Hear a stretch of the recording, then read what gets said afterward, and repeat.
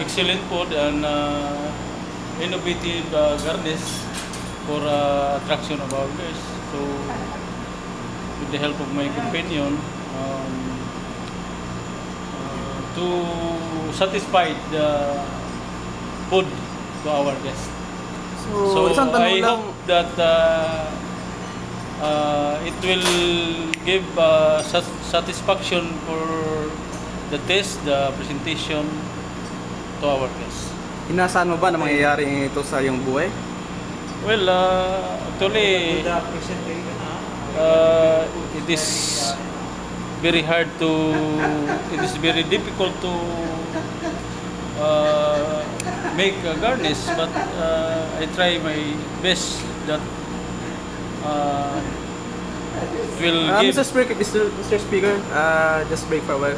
Another question, ilang oras ang inabot ng paggawa mo niya? Ilang oras gabi at araw? I'm starting making this garnish Last year. Ito ba naisipan nyo lang o may ginaya lang kayo? I have a garnish a book. May ginayan nga kayo. Yes. So all of this came from the Dito books. naman po tayo, dati natin sa pagkain. Dito naman tayo sa pagkain. Okay. Ano na ang pangalan sa ulam na yan? Well, it is a Korean dishes. Matikman nga. Hukom. Kasama yan sa interview, ano ka ba? Kimchi pukum, paano naging kimchi pukum? Wala namang kimchi dyan. No. It is a Korean dish. Okay. Okay, lagay mo sa computer. Kimchi pukum. Because these ingredients complemented. Panoorin mo na lang to sa sa control.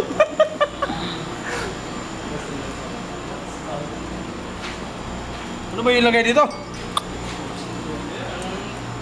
Itong ibon na to, kailan lang nagawa to? Ikaw, Mr. Dante? Dito na yan, Peter. Dito na yan? Go ahead, Roger. Go ahead. Dito na yan.